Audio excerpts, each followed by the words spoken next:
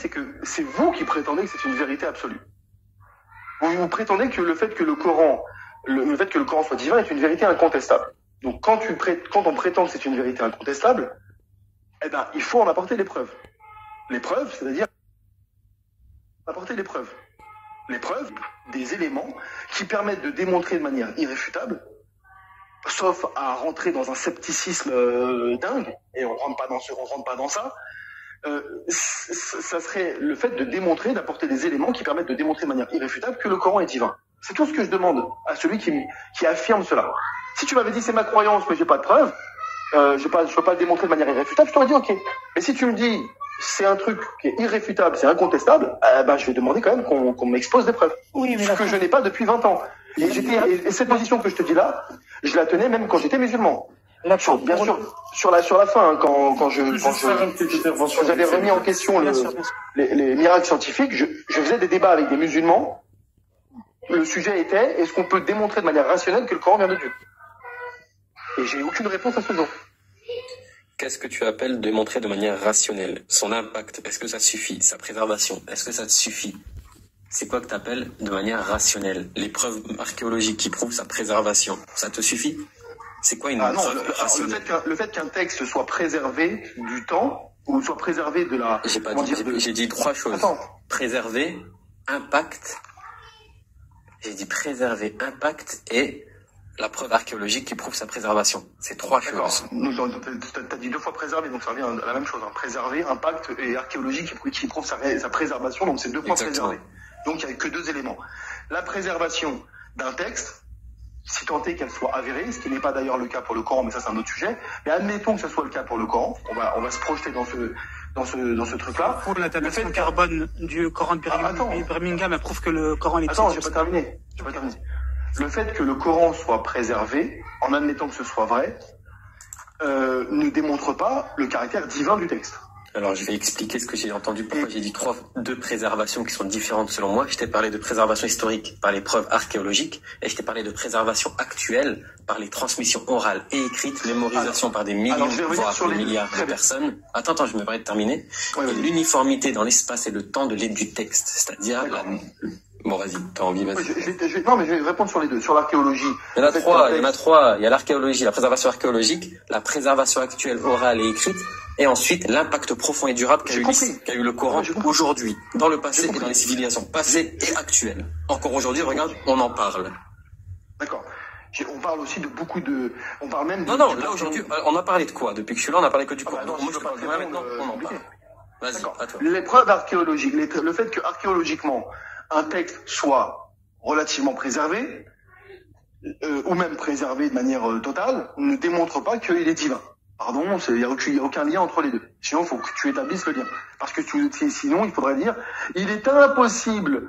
Sur les autres, parce que c'est les trois, ils sont liés, en fait. J'ai dit les trois en un seul message. Laisse-moi terminer, c'est ça, là. Mais tu le fait qu'un texte... Sinon, Victor Hugo est un dieu. Mais je parle pas de Dieu, mec, s'il te plaît. Soit tu fais des questions et les réponses et je me tais, ou soit tu... J'ai fait la question, fais la bonne réponse, s'il te plaît. Non, mais je vais faire ma réponse, t'es gentil, tu vas pas me dire ce que je dois dire aussi.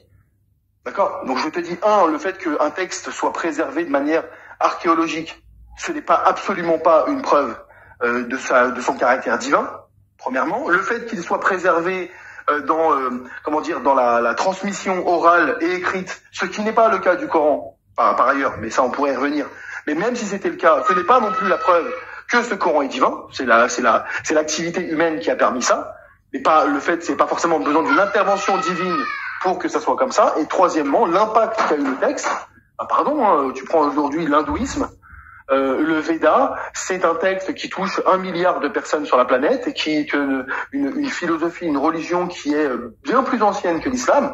Ça démontre pas que le Veda est divin non plus. Donc là, tu cites trois arguments qui sont contestables en eux-mêmes, parce que t'as séparé les arguments. Ce que je te dis, c'est un seul. Trois arguments, même mis bout à bout. Non. Rassemble-les, c'est important. Un livre préservé historiquement, preuve archéologique, préservé actuellement à travers les écrits et les récitations par des millions de personnes. Le fait que chacun d'entre eux et son impact actuel. C'est les trois choses. Ensuite, il y a d'autres preuves, mais d'abord, il faut se mettre d'accord sur ça. Je termine sur ça. Aucun de ces éléments, qu'ils soient isolés, qu'ils soient mis bout à bout, Trouve-moi un autre livre identique qui a le même impact, déjà, ce que tu dis, la même préservation. Tu as oublié ce que je t'ai dit. Sur l'impact, il y a des religions et des livres qui ont bien plus d'impact que le Coran. Non, je ne te demande qu'un seul livre qui n'est pas considéré de Dieu, qui a eu la même chose. Donne-moi un exemple. T'as dit que ce n'est pas une preuve. Donne-moi un exemple, c'est-à-dire qu'il a été refait. Ouais, mec, s'il te plaît, t'as appris à débattre ou jamais? Non, j'ai appris à écouter, mais ce que j'entends ne convient pas à la réponse.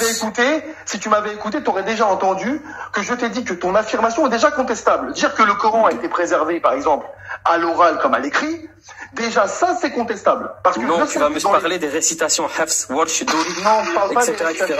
Je te parle des lettres. C'est un coraniste, William. Il va pas prendre les hadiths. Il va pas prendre les hadiths qui disent que... Il va pas prendre les hadiths qui disent qu'il y a des versets qui ont été... Donc je répète, trouve-moi un seul livre qui a fait ce que le Coran a fait actuellement. Il va pas prendre en compte le verset de la lapidation. C'est mon défi, c'est mon défi. Si tu réponds pas à ce défi, c'est que tu es complètement borné. Tais-toi 2 minutes si tu veux qu'on te réponde, t'es sérieux? Bah, apporte-moi cette preuve. Moi, je fais comme les questions, les réponses, il blablate, tu peux pas en placer une. Mais t'as répondu, je te demande d'apporter la preuve de ta parole. Non, j'ai pas répondu déjà. Je t'ai dit, je t'ai dit déjà le fait que ton affirmation... N'énerve pas. Oh mec, moi, vas-y, tais-toi. Là, je parle plus avec toi.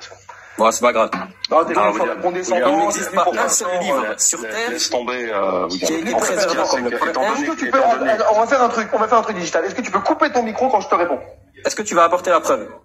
Si tu me laisses te répondre, si tu estimes que j'aurais pas... Si tu estimes que j'ai pas apporté... un seul livre, c'est bon. Tais-toi 2 minutes. Vas-y, si tu estimes que je n'ai pas apporté la preuve, tu me répondras, mais tu vas pas non plus imposer aux gens la manière de répondre.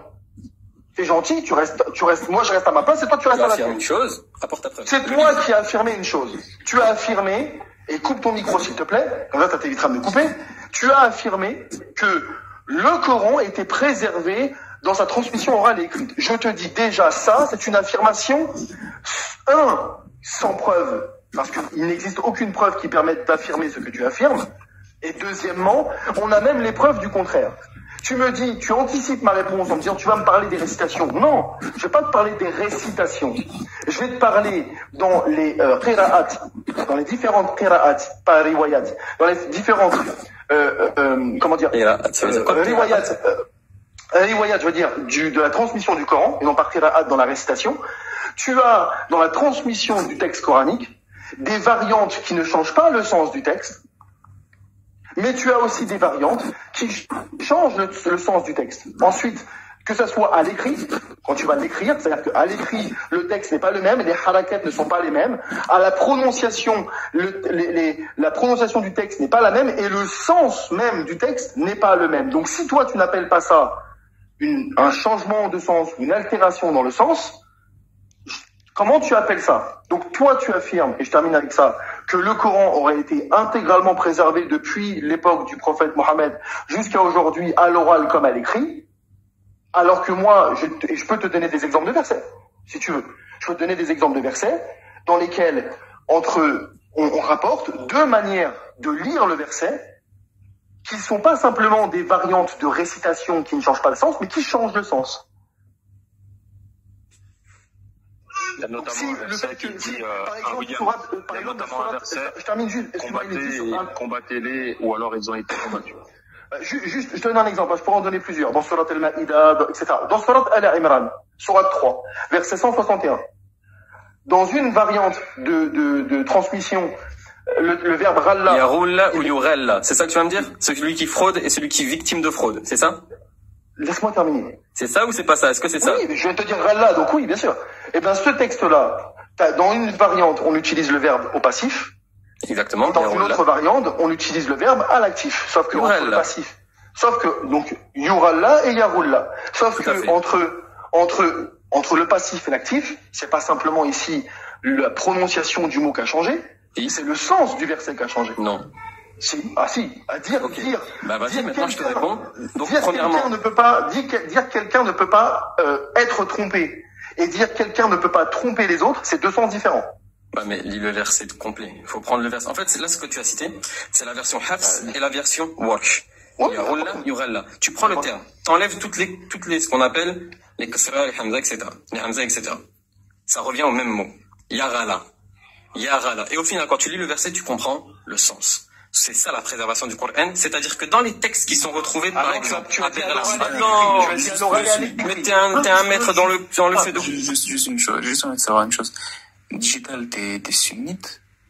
Elle n'est pas sunnite, Non, moi je suis ni sunnite, ni chiite, ni rien du tout. Je suis un musulman, je suis au-dessus de la coraniste.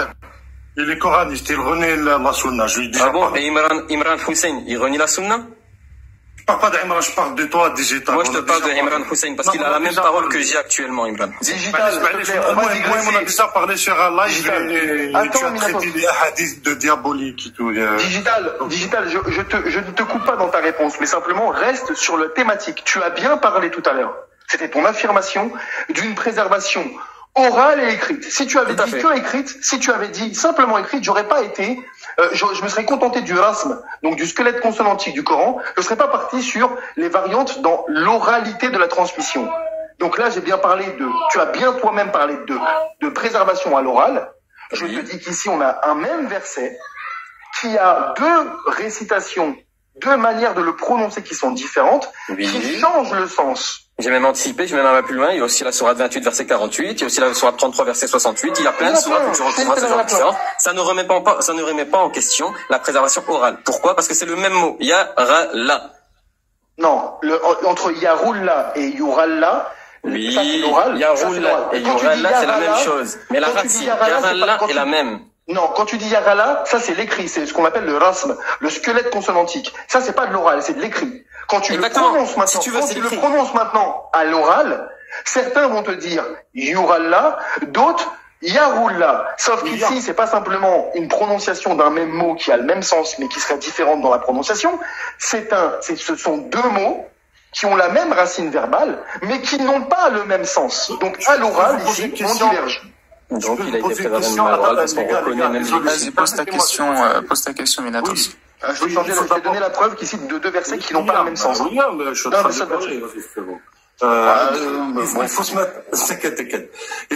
faut se mettre d'accord sur la définition de la préservation et de la falsification. C'est le jugement qu'on dit qu'il est préservé. Hein. Williams, très vite. Pour toi, un texte qui est conservé, ça veut dire quoi? Écoute, c'est pas à moi qu'il faut poser la question, c'est à lui qui a... Je te la pose à toi, William. Tu peux répondre à toi. Moi, ça m'intéresse pas de parler à distance. Ça dépend, il y a différents degrés de préservation. Il peut être préservé dans son... Après, il y a différents... Ça peut être une préservation totale, ça peut être une préservation partielle. On parle du Coran. Non, tu m'as dit un texte, tu m'as pas dit le Coran. C'est comme un autre texte, tu m'as demandé de préciser la question, je te précise. Non, je t'ai demandé de préciser ce que tu entendais par préserver. Si tu veux me dire une préservation totale, il peut y avoir des préservations d'un texte total, que ce soit à l'écrit, que ce soit à l'oral, ou des préservations partielles. C'est tout. Préservation d'un texte. C'est quoi un texte qui est préservé? Ça veut dire qu'entre l'original du texte, à l'époque où l'original a été fabriqué, mis en place, et le texte que l'on a aujourd'hui, ça veut dire que le texte en question a traversé le temps et n'a pas été modifié par la main de l'homme, ou alors a été modifié partiellement si on parle d'une préservation partielle, c'est tout. C'est qu'ils viennent prouver que ça a été le contraire avec le Coran quand même. Hein. Qu'est-ce qu'on fait à Minatos avec le verset, avec les versets de la raconter malgré tout ce que tu dis sur moi, pour on se va couper la parole aux gens, t'as compris? Oui, Aileen, oui. Donc, William, et si je te dis, moi, tu vas me dire que c'est un argument circulaire, je vais t'arrêter dès maintenant parce que un argument circulaire ne peut être appelé circulaire que si la source est fausse. Donc, si, on arrive à débattre de la source, si pour moi, je considère que la source, elle est vraie ou j'ai des preuves pour dire que ma source est vraie et authentique, ce n'est pas un argument circulaire. Ça, c'est premièrement. Ça veut dire quoi être vrai? Authentique. Par exemple, quand je te parle, laisse-moi te répondre. Par exemple, je vais utiliser un hadith. Par exemple, je vais utiliser les hadiths ou un livre, on va dire Al-Bukhari ou Sahih Muslim, et je vais te dire que moi j'ai les preuves que le Bukhari a été préservé, le texte il est authentique, donc je peux l'utiliser tu confonds préservé et vrai. Tu me laisses pas terminer, William. Je vais pas terminer. Donc voilà. Donc si moi je te dis, parce que vous critiquez le document sunnite, si moi je te dis que excuse-moi, on est d'accord que tu viens de terminer. Non, mais on est d'accord que tu viens de terminer sur le sens de vrai. Donc je te réponds sur ça. Celui-là, tu pars sur autre chose. Je te dis ici, tu confonds préservation et véracité. C'est deux choses différentes. C'est pas parce qu'un texte est préservé que ce qu'il dit est vrai. Ah ouais. C'est deux choses différentes. Il ne faut pas confondre les deux. Moi, je te parle des deux. Je parle des deux. Que le texte démontre qu'il est vrai. Démontre qu'il est vrai. Démontre qu'il est vrai. Ok. Si tu démontres qu'il est vrai, je parlerai pas. William, attends, je te réponds sur ça. Si tu démontres que le texte dans son contenu est vrai, alors je ne parlerai pas d'argument circulaire, parce que la source dit des vérités. On dit la vérité. Si maintenant tu n'arrives pas à démontrer qu'il est vrai, alors c'est un argument circulaire. D'accord. Bah, c'est un autre sujet. On peut en parler par la suite, mais je vais continuer sur les récitations parce que toi, tu te bases sur les récitations pour dire que le Coran n'a pas été préservé, et pour toi, tu poses la condition que les qira'at doivent avoir le même sens, alors que dans le sunnisme, on ne dit pas que les différentes qira'at doivent avoir le même sens. Nous, dans le sunnisme, il y a un hadith du temps du prophète qui est en rapport avec les différentes récitations d'un verset. Donc, on n'a jamais dit que deux récitations ne peuvent pas avoir un sens qui va différer, même si le contexte est le même. Ça, on n'a jamais dit. Celui qui te dira que les récitations ont tous le même sens, ça veut dire qu'il ne connaît pas l'histoire de l'islam, il ne connaît pas... c'est pas ce que j'ai dit. Minatos, là tu vas faire un long développement pour me reprendre sur un truc que je n'ai pas dit déjà. Je parlais pas du Coran et de sa transmission selon le sunnisme. Je répondais à Digital, qui ne se présente pas comme sunnite, déjà, et qui lui a affirmé que le Coran avait été préservé dans sa transmission orale et écrite, sachant que je ne parle pas ici en lui répondant à un sunnite. Et il m'a dit, apporte-moi. Donc je lui ai dit, quand il m'a dit ça, je lui ai répondu que cette affirmation, même si elle était vraie, ne démontrait pas que le Coran était divin, et que cette affirmation, quoi qu'il en soit, n'était pas une affirmation qui était démontrée. Au contraire même, on avait des preuves, des traces, des éléments, plus précisément, qui nous permettaient de mettre en avant le fait que dans sa transmission orale, le Coran a subi des modifications. Pourtant, je parlais ici à quelqu'un qui n'est pas sunnite.